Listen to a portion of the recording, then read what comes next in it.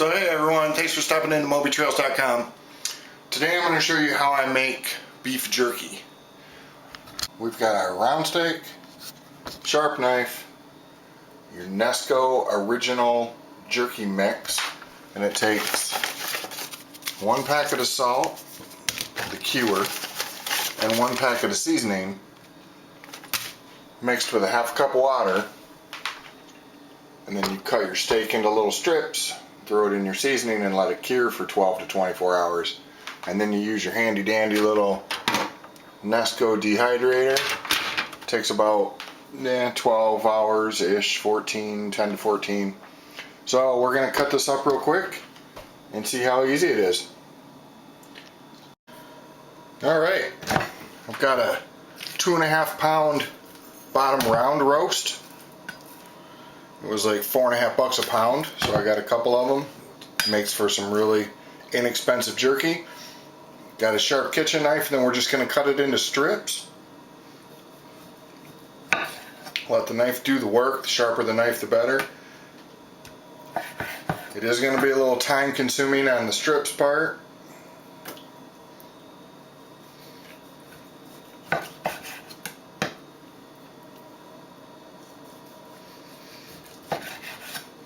Most of your jerky recipes mention cutting it about a 1/4 inch thick or so. If you had one of those deli slicers, I bet that would work really good.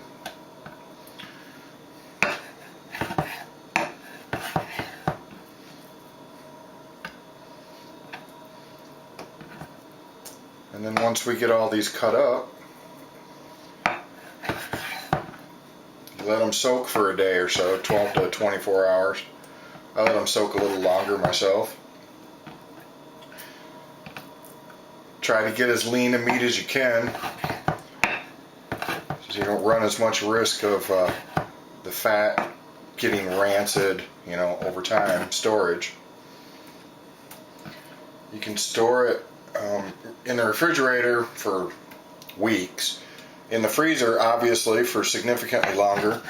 And I'm going to vacuum pack it and see how well that works.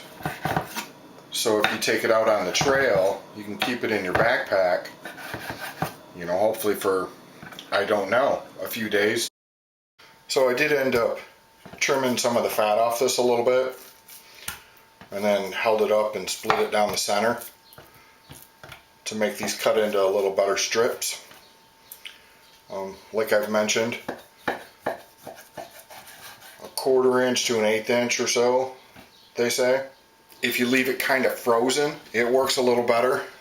Not frozen, because it's going to be hard to cut, obviously, but as it's starting to thaw, it stays kind of stiff, so it's easier to slice. And a lot of it comes down to your knife. You need a sharp knife, keep it sharp.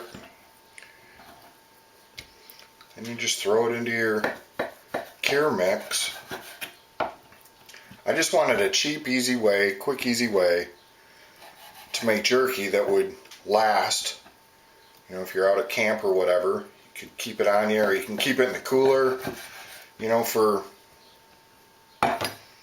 hopefully weeks. And if it's vacuum packed and in a cool, dark place, I don't know why it wouldn't last even longer. And you get the little jerky maker for, I don't even remember what it was, but it was reasonable, 45 to 60 bucks, somewhere in there. You can order the extra jerky mix for something like 12, 15 bucks, a 3-pack, something like that. Each box does 6 pounds, I think. So if you get, 3 of these, this is a 2.5 pound roast. So I'm figuring I can get 3 of these roasts out of a box. And at $4.50 a pound. Look at how expensive your jerkies are. Do you ever look at the jerkies in the impulse aisle? They're like $5.50 for, what are they, 8 ounces, maybe 12 ounces? $9 for a pound or whatever. So I'm going to make my own. And try to get some, camp supplies together that last. Dry goods, powdered milk, dry cereal, oatmeal. Eggs are kind of hard to come by in the woods, so powdered eggs, you can grill those up and scramble them.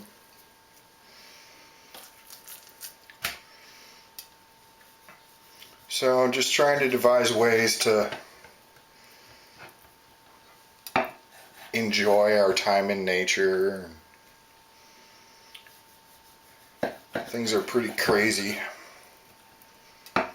so anything I can do to kind of make a few little things easier for us, I'm game.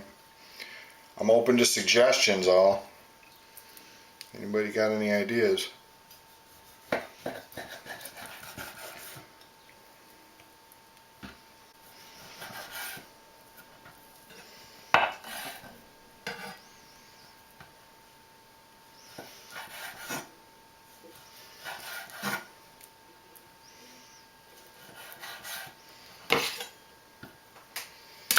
Okay, now we just grab our jerky mix,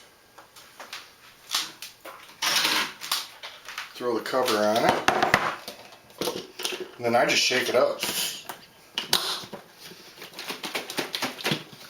Make sure you got a good sealed Tupperware if you're going to do this. See, I'm splashing all over the place. But that's it. You shake it up, stir it up, get it all gooeyed up with your seasoning stuff, and then throw it in the fridge for 12 to 24 hours. I'll probably just throw it in overnight, and then I'll finish this tomorrow and introduce you to the Nesco Jerky Mate food dehydrator. I have already done this, so I know it works. It works pretty good. I did it with burger too, and it actually turned out really pretty good. Works better if you get the really lean burger, the 90% stuff. So I'll finish this up tomorrow, and we'll see what happens. See ya. Okay, we've put our beef strips, cured them in our little packets of seasoning. They sat in overnight.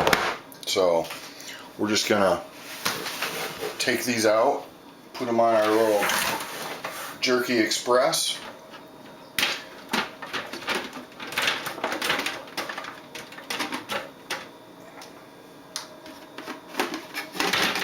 There's a little heater motor, just an on and off switch.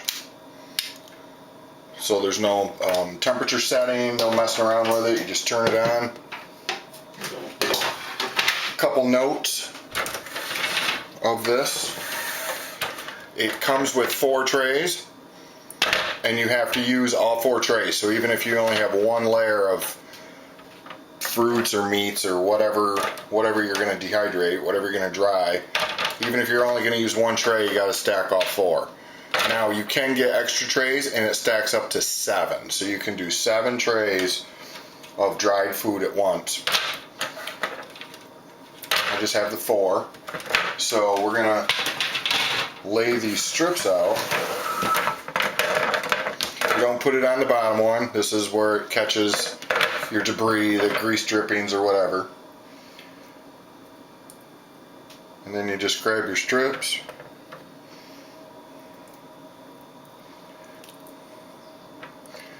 Don't overlap them, don't pile them on top of each other. Just lay them out like little, like little strips of bacon or whatever.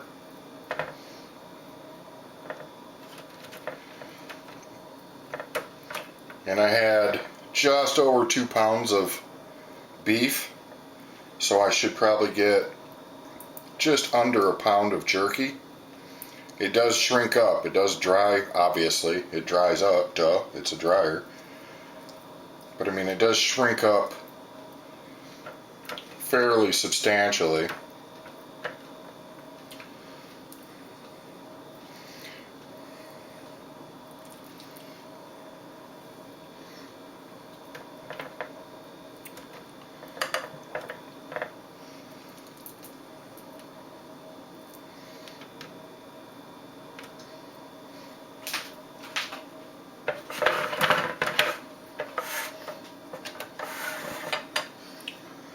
So this is fairly self-explanatory. Just lay your strips out. When you get a layer done, add one of the trays, do another layer till all 4 to 7 of your trays are full. Lock your little motor into the top of it, turn it on, and then it's got to go for 12 to 14 hours ish. In the directions it does mention padding it, you know, a little piece of paper towel, and you kind of wipe the sweat off it, dab the sweat off it. So it doesn't get overly oily. I noticed with the Hamburg sausage, when you use ground beef to make the jerky, that tended to sweat or, you know, grease up or whatever. It seemed to be a little more greasy than the actual meat strips, the ground beef, which is another one of the reasons they suggest that you use the like 90-10 ratio at least. If you do the 80-20, it's going to be kind of greasy, and you're going to have to go around with a little paper towel and dab all the grease off it. When I did the Hamburg little, they weren't really strips. They were more like little rolls almost. It was kind of it's a cookie squeeze, like a caulk gun. You fill it with burger, and then you just squeeze out your strips and cut them off. Those tended to be a little greasier, and they took I think I let those go for 14 hours, I think. So anyway, there's one layer. See if we can utilize all of our space here. I know I just told you not to pile it on top of each other, and then I turn around and I pile it on top.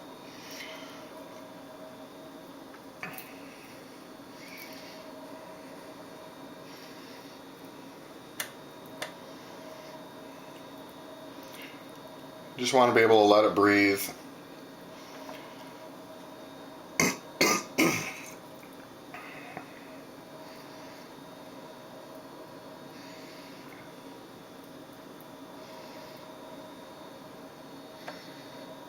So that's probably good enough for one layer. We'll see what it looks like. Got another layer. Wash, rinse, repeat. Lay your strips out.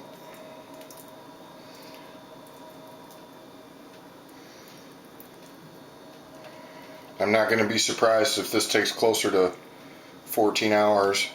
There's a couple of these, they're not more than a 1/4 inch thick, but some of them are a little on the thicker side. They're supposed to be 1/4 to 1/8 inch. I think I mentioned that earlier.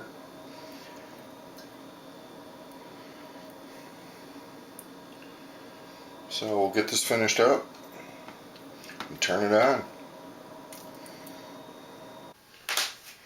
Alrighty, we've got our 4 trays filled up. I ended up with just a little tiny bit of extra. I think this thing cooks at, I want to say it's 165 degrees. So in theory you could probably throw these in the oven at 165, let them go for like 14 hours. Or I could just cook them up into some kind of burritos, or I can throw them back in the fridge, and once this is all dry, I can go ahead and dry these. I'm not really sure what I'm going to do with these yet. We'll figure that out. We'll figure that out later. But that's my leftovers, and I might have misspoke earlier. I think I said I had 3 pounds. I had 2.7 pounds of a round roast, bottom round roast. And then I trimmed off some of the fat and some scaly edges and stuff.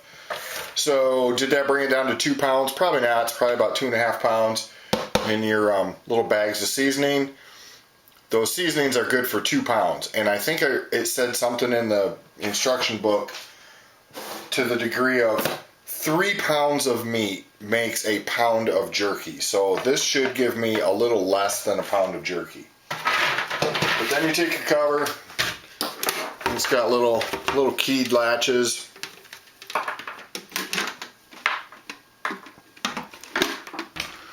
So it locks in. And then you just set it on, plug it in, and turn it on. Boom, and let it go 14 hours. Okay, this has gone about 10 hours.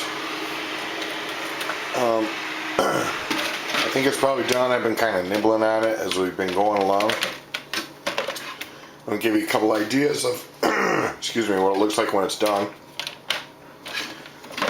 Let me get this cover out of the way here so we don't dump it. If you look up at a light, you see how it becomes almost kind of translucent. You can kind of see through it. That's done. The thicker it is, okay, let me figure out how I want to say this. You can kind of see how it's darker up here. It gets lighter as it dries out. So I'm not saying this part's not dry. I'm just saying the whole thing looks like this initially. You know what a strip of meat looks like. You hold it up to the light, it looks dark, you can't see through it, blah, blah, blah. Plus, you can kind of tell if you bend it or squeeze it, if it's not really done, it'll almost still be juicy, you know what I mean? If you can like squeeze fat out of it, or you know, break it in half and see it drip or whatever, that's a bit extreme. But so this is pretty much done. That's translucent.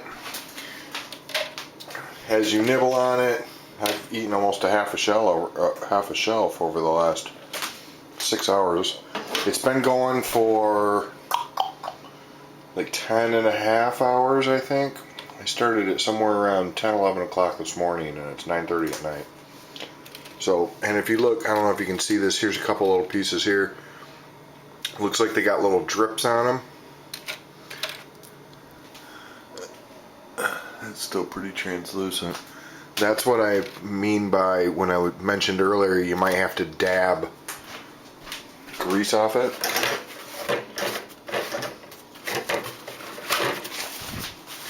I think this is done, so I'm going to stop, but this is what I meant with, you know, if you find little grease drops on it, if it's not dry yet. I was reading some instructions about bananas, and it said something to the degree of, you know, if the banana is squishy or bendy or you chew it and it's like a gummy bear, it's not done yet. It's not dry. But I've been eating enough of this now. So it's not, I don't want to say it's greasy, but you can see some like little greasy spots. So before you package it or something like that, you might want to, you know, or just take it off the trays and lay it on a couple paper towel plates, you know, like you do bacon. Bacon. So, but I mean, when you hold it up and it's translucent like that, I think this is pretty much done. It could probably go another hour or two. I don't think that it would hurt it, but it gets to a point where, you know, what do you really want to chew? You know, if you keep it in the fridge and you keep your unused, I think this is done, man. You know, if you keep it in the fridge and the freezer and stuff, it's going to have a plenty long shelf life. And if you put it in vacuum packs, you know, food processing vacuum packages, see, look at that. That's done, man. So, 10 hours, 11 hours. A lot of it has to do with how thick you cut it. And I cut these pretty thin. I did a pretty good job on cutting them. They're a little easier if they're still kind of sort of maybe a little tiny bit still frozen. They cut thinner. So, whatever. I'm calling it good. So now we're just going to package it up, put it in some Ziplocs or some vacuum packs, and I'll throw those in the freezer, in the fridge, and then, I don't know, this will last, I don't know, a couple weeks maybe, hopefully. So yeah, there's homemade beef jerky and your little Nesco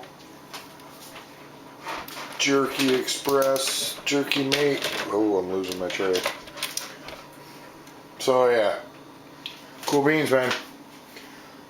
Thanks for stopping into MobyTrails.com. Make your jerky, man. See ya.